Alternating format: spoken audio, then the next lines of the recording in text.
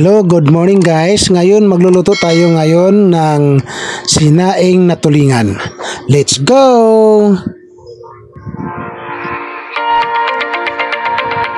So ayan guys, lilinisin muna natin ang ating taba ng baboy at ating pakukuluan para madali nating hiwa-hiwain. Ayan, tapos linisin natin ang tulingan. Ayan, pitpitin natin. Tapos lalagyan natin ng asin. Ayan, ang ating tulingan. Ilagyan natin ng asin. Lahat yan, 4 yan.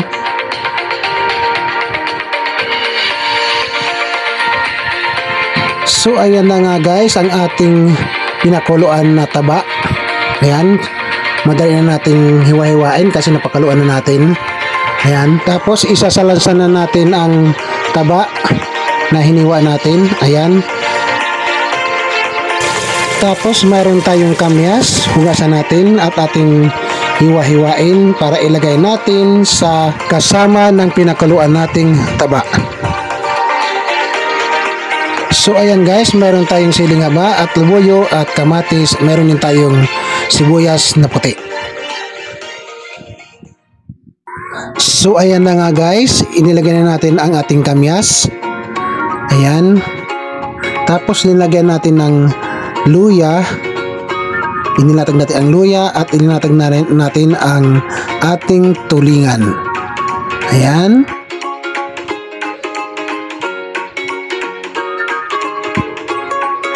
So ayan guys, linagyan natin ng buong paminta. Ayan, para pampalasa natin at naghiwa tayo ng puting sibuyas at ilinagay na rin natin ang puting sibuyas. Ayan, para pampasarap yan sa ating tulingan. Ayan, linagyan na rin natin ng siling haba. Ang siling haba at siling labuyo upang maging chili ang ating tulingan.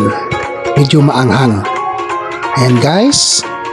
So, ayan guys, naghiwa-hiwa rin tayo ng kamatis para pampaasim sa ating tulingan. So ayan guys, handa na ang ating sinaing na tulingan at marapit na nating isalang. So ayan guys, bago nga natin isalang ang ating tulingan, mag-add tayo ng dahon ng sibuyas. Ayan, ilagay natin. Ayan, pampasarap din yan. At maglalagay din tayo ng bawang. Ayan, ilagay na natin. Tapos, pwede na natin isalang yan. So, ayan guys, bago natin isalang, maglalagay muna tayo ng 1 tasang suka. Ayan, tapos maglalagay rin tayo ng 3 tasang tubig sa ating tulingan. Ayan.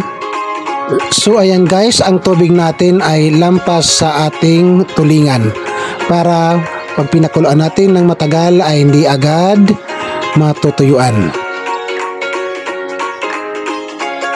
So ayan guys, mag-a-add din tayo ng toyo. Ayan, kahit 3 kutsaritang toyo. Ayan, tapos buksan na natin at isalan na natin ang ating tulingan. Ayan, at takpan natin at hintayin natin kumulo. Ayan, kumukulo na. So ayan guys, habang nagkapakulo tayo, nagpiprito muna tayo ng lumpiang Shanghai. Ayan, pampadagdag ng ating pagkain, ating ulam. So ayan guys, abang inintay natin ang ating tulingan maluto, ayan, after 2 hours, ayan na, medyo may marami-rami pang tubig. Ayan, luto na ang ating tulingan after 3 hours. Ayan, so masarap na, ready to serve na. Masarap ang ating tulingan dito sa Binangonan. Ayan, tikman na natin ang ating tulingan. Yan, masarap yan. So ayan guys, luto na ang ating sinaing na tulingan. So mapapakain tayo ng marami nito. sira ang ating diet. Subukan nyo to guys, napakasarap ng ating sinaing na tulingan. Maraming salamat guys sa panonood ninyo. Try nyo guys, napakasarap nito. Promise. Thank you!